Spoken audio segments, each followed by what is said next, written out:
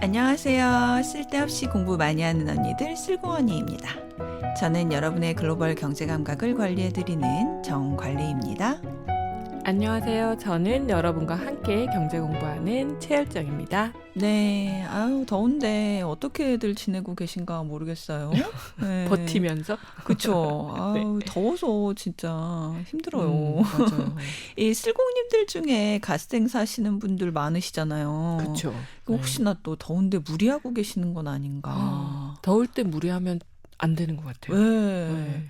이게 좀 의욕이 앞서서 뭐 좀 무리하시기 쉬운데 예, 항상 그 중용의 미덕을 발휘하시기를 바랄게요. 그 휴대폰에 여러 가지 앱을 띄워놓고 쓰면 네. 배터리도 빨리 닳잖아요. 그렇죠. 사람도 마찬가지 아닐까 싶은데요. 사람도 더울 때는 여러 가지 일을 멀티태스킹 하기보다는 한 가지 일에 집중하는 게 좋을 것 같아요. 네, 맞아요. 뭐든지 단순한 게 최고예요. 쓸공 언니에만 집중하시기 바랍니다. 자, 오늘은 The Economist 2025년 6월 28일자 기사를 함께 살펴볼게요. 네. 이 급변하는 원자재 상품 가격에 대해 다룬 기사였는데요. 원자재 상품이라면 뭐 석유, 금, 은, 동과 같은 수요가 많고 꾸준한 그런 상품 맞죠? 예, 맞습니다. 이 가장 대표적인 원자재가 석유인데요. 이 브렌트유가 석유 가격의 기준이 되잖아요. 그렇죠. 이 현재 브렌트 원유 가격이 $65 정도 하는데요. 이 가격은 최근 몇 년간의 평균 가격에 비해 비교적 낮은 수준입니다. 이 최근 몇 년 동안은 $70를 넘어선 때도 있었고요. 이전에는 $80 이상인 시기도 있었거든요. 그렇죠. 그런데 최근에 이란이 미사일 공격을 받았잖아요. 네. 일반적으로 군사적 충돌이 일어나면 공급의 불확실성이 높아지면서 원유 가격이 상승을 하는데요. 네. 오히려 브렌트유 가격이 내렸어요, 지금은. 왜 그런 거예요? 예, 여러 복합적인 요인들이 있기는 한데요. 일반적으로 군사적 위협이 발생하면 원유 가격이 상승하는 것이 보통이지만 때때로 시장이 이미 사건을 예상했거나 또는 우려에 선제적으로 반응했을 경우에 실제 충돌 이후에는 오히려 원유 가격이 하락하거나 안정되는 경우도 있습니다. 이 터질 게 터졌구나 이런 거죠. 그렇구나. 예, 그동안 중동 분쟁 긴장이 쭉 고조되다가 이제 올 것이 왔으니 앞으로 중동 지역에 평화가 오지 않을까? 라는 시장 심리가 생기면서 리스크 프리미엄이 조금 사라지고 석유 가격이 하락했다고 볼 수 있겠죠. 그러니까 그동안 이제 위기감이 막 있었는데 네. 진짜로 빵 터지고 나니까 한 번은 터져야 될 게 다 터졌다. 네. 앞으로는 네. 없지 않을까 이런 네. 기대감이 오히려 생겼다는 거네요. 네. 그 외에도 글로벌 경제 둔화, 연료 수요 감소 등도 영향을 미치기는 했대요. 이 원자재 가격의 추이는 사실 경제 뉴스에서 빠지지 않고 등장하는 만큼 다른 상품보다 가격 변화가 크고 잦잖아요. 네. 왜 그런 거예요? 이것도? 예, 그 이유는요. 이 원자재가 아닌 다른 일반적 상품들의 특성부터 살펴본 후에 알아볼게요. 네. 대부분의 산업 분야에서 가격의 추세는 오래 지속됩니다. 예를 들어 가전제품은 제조 생산성이 향상됨에 따라 실질 가격이 수십 년 동안 계속해서 저렴해지고 있습니다. 즉 가격 하락의 추세가 꾸준히 지속되었다는 거죠. 요즘에 뭐 쇼핑 앱 같은 거 열어보면 얼마나 가전제품이 싸요. 그쵸. 그죠? 네. 선풍기며 뭐며. 옛날에 선풍기 사러 가면은 가족들이 다 같이 가서 고르고 막 그랬는데. 그렇죠. 지금은 그냥 뭐 휴지 시키듯이 사줄 수 있잖아요. 그렇죠. 네, 맞아요. 참 격세지감이 느껴져요. 자, 반면에 가격이 꾸준히 상승하는 분야도 있습니다. 이 교육이나 의료 건강 분야처럼 노동집약적인 서비스의 실질 가격은 일반적으로 계속 상승하는데요. 예를 들어서 우리 네일 음. 이렇게 손톱 발톱 예쁘게 하는 네일 서비스 어, 있잖아요. 그쵸. 그 처음에 나왔을 때보다 지금 많이 가격이 오르지 않았나요? 그쵸. 그쵸. 네. 그래서 예전보다 조금 접근이 어. 점점 더 힘들어지네요. 그 미용실 가격도. 네, 그쵸. 머리 한번 하러 가기 네. 진짜 손 떨려서 못 가겠더라고요. 그쵸. 네. 이렇게 가격이 꾸준히 오르는 분야가 바로 서비스 분야. 자, 꾸준한 가격의 하락이나 상승. 이것은 바울몰의 비용 질병이라는 것 때문에 발생합니다. 바울몰의 비용 질병이요? 네.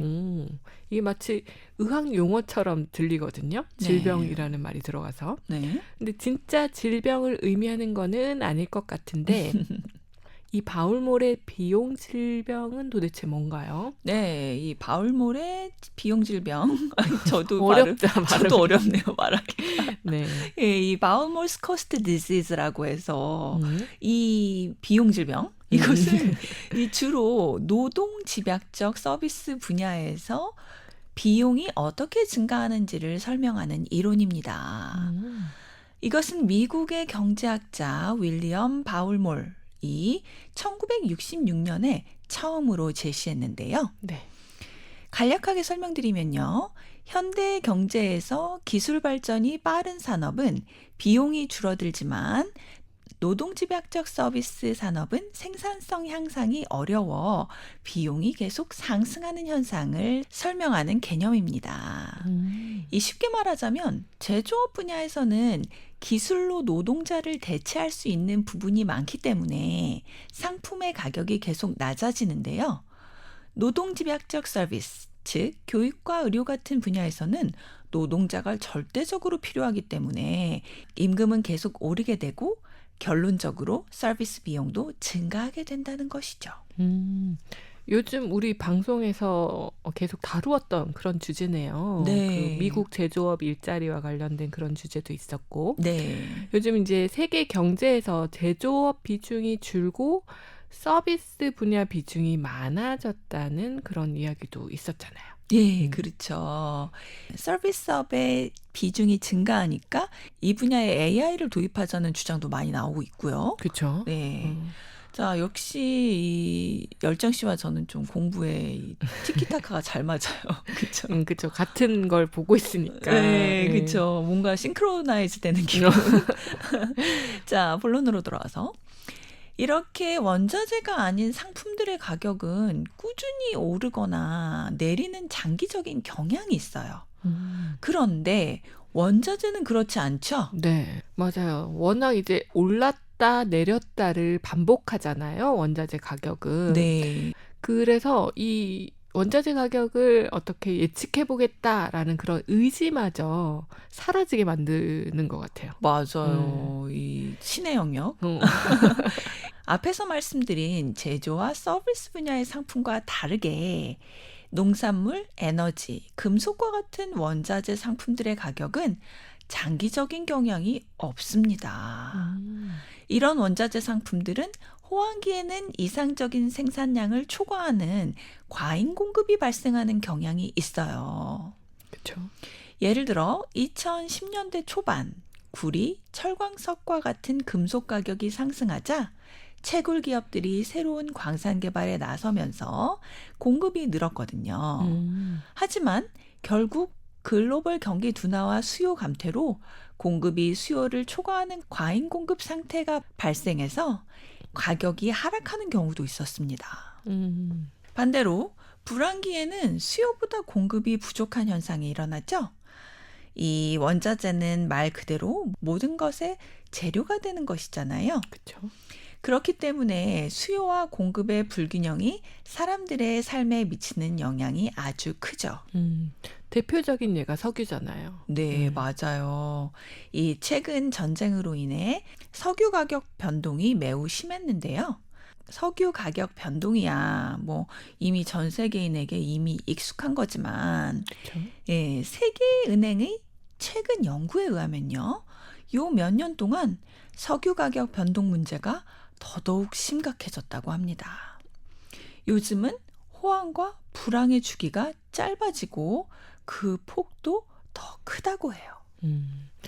저는 성인이 되어서 석유 이제가 직접적으로 자동차를 몰다 보니까 석유 가격에 더 민감해졌는데 실제로 요 몇 년 동안 석유 가격 변동 문제가 저뿐만 아니라 모든 사람들에게 더 심각해지고 있다는 그런 얘기네요. 예, 맞아요. 저는 저한테만 심각한 줄 알았어요. 그러게요.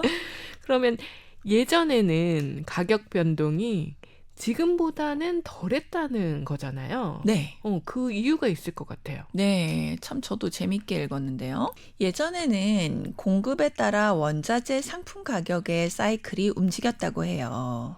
이 땅에서 채굴을 하거나 농작물을 재배하는데 많은 시간과 자본이 필요했기 때문이죠. 예를 들어 유전을 굴착하는 데는 수년이 걸리고 셰일 채취도 몇 달이 걸립니다. 또한 금광과 같은 경우 발견에서 채굴까지 10에서 20년까지도 걸린다고 합니다. 그러니까 원자재의 공급이 가격 신호에 빠르게 반응하지 못했다는 거네요. 예, 맞아요. 예를 들어 호황기에 금값이 올라서 공급자들이 너도나도 많은 금을 팔고 싶을 때 새로운 금광을 개발한다고 쳐요. 그러면 10년, 20년 뒤에나 새 금광에서 금이 생산되는 거죠. 그렇죠. 금이 부족하다. 나는 금을 더 캐내야겠다. 하는데 금광부터 발견을 해야 되는 거군요. 그죠. 네, 그럼 호황기로부터 뭐 10년, 20년이 훅 지나가는데 이렇게 지난 시점이면 이미 뭐 불황기의 사이클로 한 바퀴 돌았을 것 같은데요. 그렇죠. 네. 그래서 호황기로부터 그렇게 오랜 시간이 흘러 이 불황기가 시작되었을 가능성이 크죠. 그렇죠. 이 호황기에 시작한 이 과도한 투자와 공급이 불황기에도 계속되게 되는 겁니다. 이 투자와 공급이 남아돌면서 지속적인 공급 과잉 상태가 되는 것이죠. 이렇게 되면 그때 이제 금광을 발견했던 그런 공급자들이 손해를 보게 되겠네요. 예, 맞아요. 그래서 공급자들이 원자재 가격이 오른다고 해도 재빠르게 탄력적으로 반응하지 않았던 것이죠. 할 수도 없었고요. 그치. 그러니까 예를 들어서 금값이 오른다고 해도 나도 금광 하나 개발해 볼까? 이런 생각을 못 한다는 거지.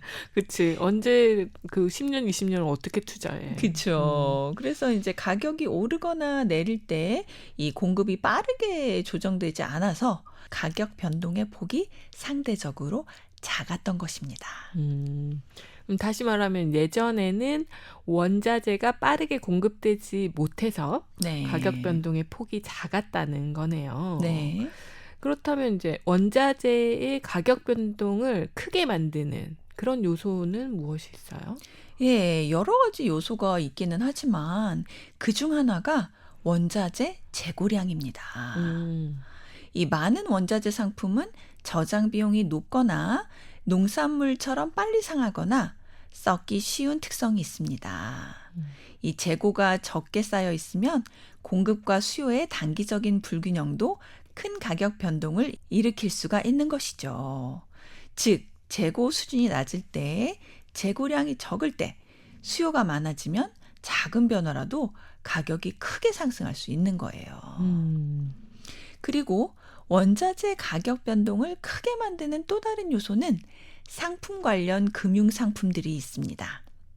이 투자자들이 선물, 옵션과 같이 현재의 시장 가격을 바탕으로 미래 가격 변동에 베팅을 하면 그에 따라 원자재의 가격이 변하기도 하죠. 예를 들면 월가에서 앞으로 미래 가격이 오를 것이라고 예상하고 밀을 특정 가격에 사겠다는 선물을 사들이게 되면 사람들이 앞으로 밀값이 오르려나 보다. 더 오르기 전에 나도 빨리 사둬야겠다. 이러면서 밀을 사게 되는 거죠.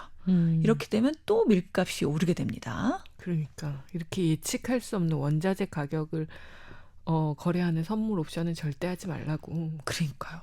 그러죠. 네, 많은 사람들이. 그러니까 뭐 여러 번 말씀드렸지만 교수님이 얘기하시잖아. 이거는 이론으로만 알고 실제 적용하지 말라고. 그건 도박인 거죠. 실제에서는. 실제 시장에서는. 맞아요. 이렇게 이제 예전과 다르게 금융시장이 돌아가는 속도도 더 빨라지고 네. 또 이제 금융 상품도 다양해지고 있잖아요. 네. 그러니까 금융 상품이 원자재 가격에 미치는 영향도 더 커질 수밖에 없네요. 맞아요. 그러니까 원자재 자체가 가격 변동이 심한 데다가 음, 이게 금융시장이 발달하면서 더 변수가 커진 거예요. 그치. 사람의 심리까지 더해진 거야, 이게. 그쵸. 자, 이제까지 이 원자재 가격 변동을 심화시키는 구체적 요소 두 가지를 살펴보았는데요. 네. 이 전체적 관점에서 보면 원자재에 대한 수요는 글로벌 비즈니스 사이클과 밀접한 관련이 있습니다. 즉, 요즘은 비즈니스 사이클이 빠르게 돌아가니까 원자재 가격의 변동도 커지는 것이죠. 음, 게다가 전 세계적으로 국지적 분쟁이 많아지고 전쟁도 있으니 또 가격이 급변하게 되고요. 계속해서 급변할 수밖에 없는 이유밖에 없네요. 네. 자, 이와 관련해서 월드뱅크 세계은행이 연구를 한 것이 있는데요. 이 1970년부터 2024년까지 27개의 원자재 상품의 가격의 전환점을 알아봤다고 해요.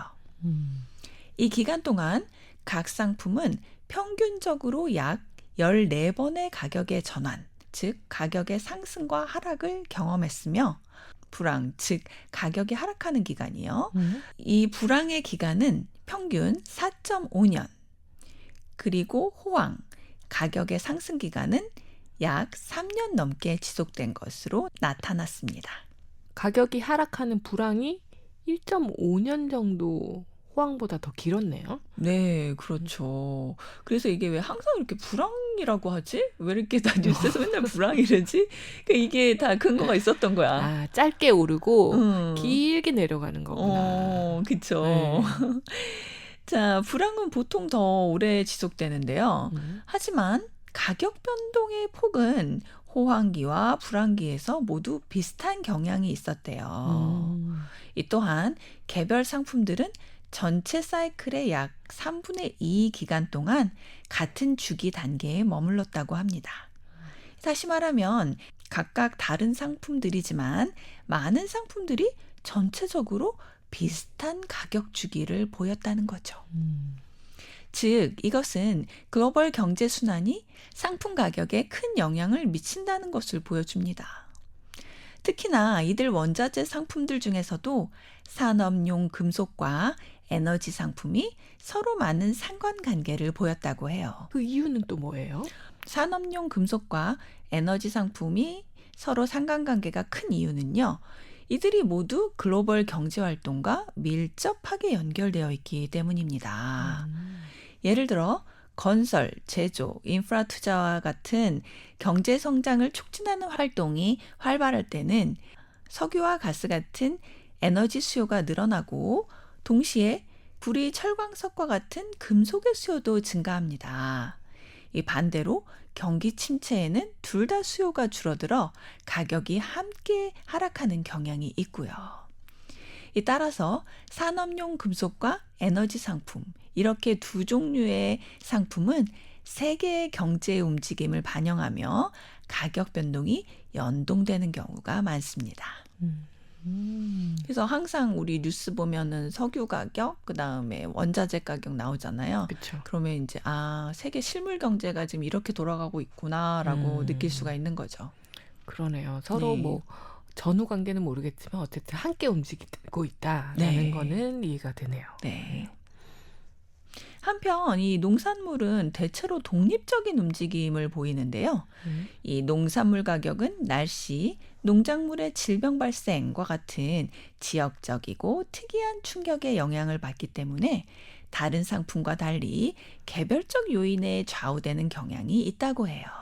이거 저도 예전에 기후 변화 관련해 가지고 공부할 때 뭐 베트남에 수해를 입었다. 네. 그러면 갑자기 커피콩 가격이 네. 크게 오른다. 음. 이런 기사를 봤던 것 같아요. 오, 맞아요. 저도 그런 기억나네요. 개별적인 요인에 더 큰 음. 영향을 받는다는 거네요. 네. 자, 한편 원자재 가격의 변화를 시대적으로 한번 살펴볼게요. 1970년부터 1985년까지 원자재 가격 사이클의 변화는 공급, 특히 에너지 분야의 공급이 주된 역할을 했다고 합니다. 이 시기가 바로 그 1, 2차 석유 파동이 있었던 그 시기 맞죠? 예, 예. 맞아요. 그 후에 1986년부터 2001년까지 시장이 더 안정화되었고요. 상품 가격의 변화는 긴 주기를 가져가게 됩니다. 이것은 자원 채취 기술의 발전과 개방된 글로벌 무역 시스템 덕분이었다고 하네요. 음. 이렇게 2001년까지 가격이 안정되다가 2000년대부터 가격 변동성이 다시 커지기 시작했으며 2020년 이후에는 그 정도가 더 심화되었대요. 딱 제가 성인이 된 이후로 네. 느낀 그 경기 변화가 네. 이 가격의 변화의 주기와 일치하네요. 그렇죠. 네. 저도 진짜 소름이 돋을 정도로. 딱 2000년 이후에 이제 내가 네. 그쵸. 경제 활동을 하면서 어떨 땐 좀 불경기인가? 네. 어떨 땐 호황기인가? 이랬던 네. 그 그쵸. 사이클이네요. 그리고 2020년대 들어오면서 더 막 너무 세상이 급격히 급변하지. 그렇죠. 지금 네. 아예 이제 예측이라는 게 불가능하잖아요. 네. 네. 너무 사이클이 빨라지고 있어요. 그렇죠? 그렇죠. 맞아요.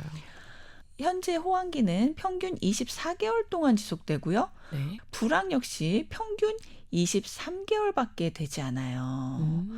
이 재밌는 사실은 그 이전에는 불황기가 1.5년 더 길었잖아요. 그렇죠. 근데 현재 개월 수를 보면 또 1개월 짧아졌어요, 불황이. 그러네요.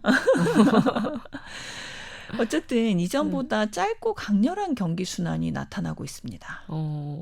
불황을 좀 대비하려고 하면 어느새 호황이 와 있고 호황을 좀 즐기려고 하면 어느새 불황이 와 있는 그런 시기네요. 그쵸.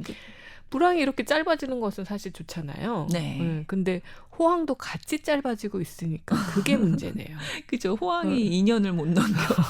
호황은 그대로 3년이었고 네. 불황만 23개월로 줄어들었으면 참 좋았을 텐데 말이죠. 그러게요. 자, 가격의 최고점에서 이 다음 최고점까지의 사이클이 90개월에서 45개월로 또 절반으로 줄었대요. 진짜. 와, 이게 세상이 얼마나 빨리 변화하고 있는지 이 통계로도 나타나네요. 진짜 세상 따라가려면 네. 우리도 정신없이 활동을 해야겠어요. 그렇죠. 그래서 참 현대인이 정신적으로 힘들긴 해요. 그래서 필요할 그쵸? 것 같아요. 너무 속도가 빨라져가지고. 그러니까 세상이 이렇게 빨리 변하고 있다는 것을 사실 저는 주관적으로 느끼고 있었는데 네. 이게 또 객관적 사실이라고 밝혀지니까 네. 더 충격적이네요. 그렇죠. 네. 이렇게 또 요즘 상품 가격 사이클이 빨라진 것은 코로나 그 팬데믹, 그다음에 러시아의 우크라이나 침공, 그리고 지난 5년간의 통화 정책의 큰 변화 등에도 부분적으로 원인이 있다고 해요. 이 지난 5년 동안 전 세계적으로 그 통화 팽창 정책이었잖아요. 그렇죠. 네. 돈을 많이 찍어낸 5년이라서. 또한 이 산업의 장기적 구조적 변화도 상품 가격 변화에 중요한 역할을 하고 있는데요. 특히 선진국 정부들이 수십억 달러를 친환경 에너지에 투자하면서 전 세계적으로 에너지 전환이 일어나고 있어요. 이로 인해 니켈과 리튬 같은 핵심 광물에 대한 수요가 늘어나고 있습니다. 당연히 가격도 오르고 있고요. 네. 게다가 이상기후 현상이 농업 분야를 더 크게 위협하고 있어 농산품의 가격도 급변하고 있죠. 요새 과일값 비싸잖아요. 그렇죠. 그죠. 그리고 요즘 무역 장벽이 늘어나면서 전 세계 경제가 점점 더 분열되고 상품의 무역이 둔화되고 있는데요. 이건 역시 상품의 가격을 급변하게 하는 요소입니다. 이러한 변화들은 세계 각 정부에도 영향을 미치고 있는데요. 세계은행에 따르면 신흥시장과 개발도상국의 3분의 2는 수출, 재정 수입, 경제활동의 중요한 부분을 원자재 상품에 의존하고 있습니다. 그런데 원자재 상품의 가격이 급변하다 보니 이런 국가들이 안정적인 성장을 하기가 어려워지는 것이죠. 사실 경제적으로 안정이 되지 못하면 뭐 정치적으로도 불안정해질 수밖에 없고요. 또 이게 분쟁과 전쟁의 위험도도 커지잖아요. 네, 그렇죠. 음. 그래서 이제 세계은행이 이런 연구도 하고 지적도 하고 그러는 음. 거죠. 이 전 세계가 지금 변화와 뭐 어떤 큰 흐름, 급변하는 흐름에 속에 있으니까 네. 뭐 곳곳에서 전쟁이 발생하는 것도 어찌 보면 좀 당연해 보이기도 해요. 그렇죠. 네. 이 급변하는 원자재 상품 가격은 개발도상국뿐만 아니라 선진국들에게도 도전 과제래요. 이 각국의 중앙은행들은 이제까지 인플레이션을 측정할 때 원자재 가격 변동을 무시하는 이 영어로 looked through라고 하는데 네. 이 방식을 선호했어요. 이 주로 에너지와 식품의 가격은 제외한 코어 인플레이션 지표에 집중해 왔습니다. 네. 에너지와 식품과 같은 원자재의 가격은 변화가 심하니까 일시적이거나 일상적이라고 본 것이죠. 그런데 에너지와 식품의 가격이 우리 일상에 중요한 영향을 미치는데 네, 이게 측정하기가 어렵고 네, 변화가 심하니까 네, 빼겠다. 네. 좀 모순 아닌가요? 그렇죠. 네. 그래서 항상 네. 이렇게 선거 기간에 인플레이션 같은 거 나올 때 이게 뭐 인플레이션 높지만 식품과 에너지를 제외한 코어 인플레이션 높지 않다 이런 기사가 굉장히 많이 나오잖아요. 그쵸. 그죠? 네. 사실 그 두 개 중요한데. 그쵸. 사실 식품이 어찌 보면 장바구니 물가라고 하잖아요. 네. 제일 중요할 수 있는 게 식품일 수도 있지 않나요? 맞아요. 그래서 선진국들이 경제지표 산정 방식을 바꿔야 하는 것 아니냐 이런 의견들도 나오고 있습니다. 그러네요. 네. 고려를 좀 해봐야겠네. 1970년에서 2020년까지의 원자재 가격 상승과 하락은 대부분 비슷한 규모에서 일어났다고 해요. 하지만 현재는 상승세가 하락세보다 더 크고 길어지는 상황이 나타나면서 시장이 훨씬 더 복잡해지고 있습니다. 가격의 상승세가 더 크니 소비자 입장에서는 좋지 않은 소식이죠. 그쵸. 물가가 상승한다는 이야기니까요. 네. 오늘 공부한 내용을 한 줄로 또 요약을 해보면 네. 기술의 발전과 불안정한 세계 정세가 원자재 가격을 급변하게 한다라고도 볼 수 있겠네요. 예, 아주 명료하네요. 오늘은 급변하는 원자재 상품 가격에 대해서 공부해봤습니다. 이 경제에서 변동성이 큰 것을 반기지 않듯이 우리 일상에서도 너무 큰 변동성은 환영받지 못하잖아요. 그렇죠. 예, 이번 주에는 주변 분들에게 변동성이 작은 일관된 모습을 보여주는 건 어떨까 싶네요. 근데 너무 더워가지고 네. 요즘 감정 기복이 날뛰거든요. 이걸 정신력으로 네. 잘 잡아야겠네요. 그러네요. 이번 주도 일관된 모습 보이면서 다 같이 즐거워합시다. 즐거합시다.